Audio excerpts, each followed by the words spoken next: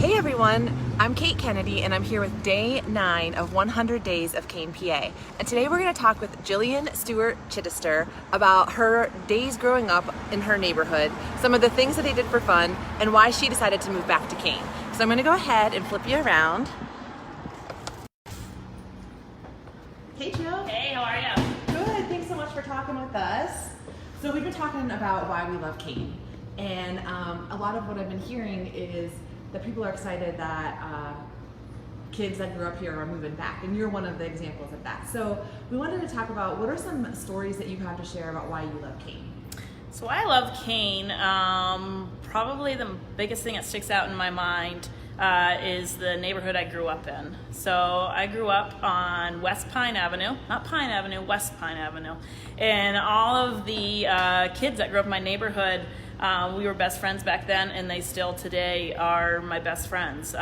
Just all the memories we have from summers on West Pine to even just after school, the games we would play, the trouble we got into, some of the best times of my life.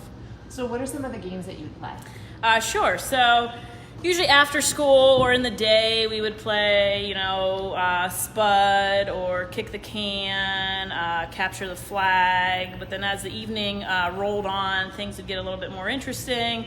We'd play Spotlight, but we'd also play Manhunt, where you kind of break into two teams and you basically just try to find each other within a block radius.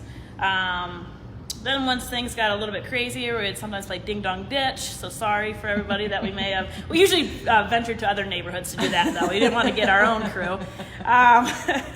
So yeah, until our parents called us in, and then we did it all over again. So did you guys have a name for yourselves? We did. So we called ourselves the Dirty Pine Crew, DPC. It was hard to get into that crew. We were cool. Who are some of the people in that crew? Sure. Like I said, they're my best friends still now. Sean Perry, Johnny Rook, Jake Pusateri, Dougie Dellen, my sister Alyssa, Lauren Bly. Yeah, that was the meat of it. And you said something earlier that was interesting, that you guys all pretty much had older siblings too. Yeah, sure. So it started, West Pine Crew didn't just originate with us. I have 3 older siblings, so my brother and Royce live down the street, and then my sister and the Rook girls. It's always been, they kind of started it, and then we kind of just were, the heart of it. And then we, some of Sean had younger siblings, so there's always been a connection, no matter if it was, the people that are around your age or the older ones or younger ones as well.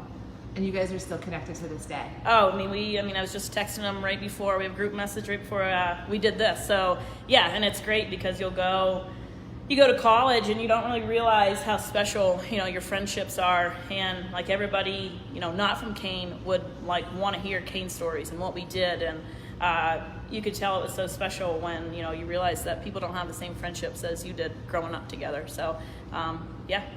So you recently moved back. When did you move back? So actually, we're still in the process of moving back. Today, actually, we just listed our house in Pittsburgh, but we've been here since July, bunking up with our parents. Stevie's moving a lot of stuff back. He's still working in Pittsburgh, but we've been here since July. Lobo opened up in March, and we are starting to build this fall. That's awesome. What was it that made you decide to come back home?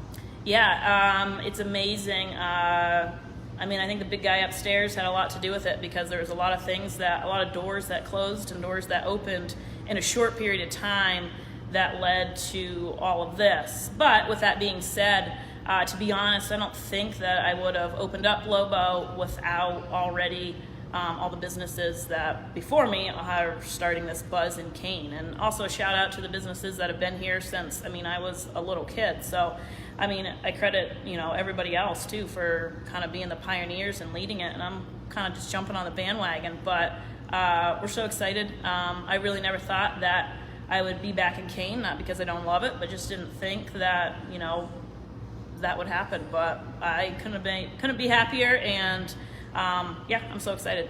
And you mentioned Stevie, your husband. Yes. Who's also from Kane. Yes, Steve Chittister Jr. So Yeah. How'd you guys meet? Sure. So he robbed the cradle a little bit. He's he's only 5 years older than me. We didn't know each other in high school. Of course, in Kane, you know of family, so I knew of the Chittisters. But Steve is 5 years older than me, and I came home one summer and worked at the country club, and he was an avid golfer, and that was that. Then the rest was history. That's right. For sure. Awesome. Is there anything else that you'd like to share? I don't think so. I'm excited for just the momentum in Kane and seeing things change, and no, I love it.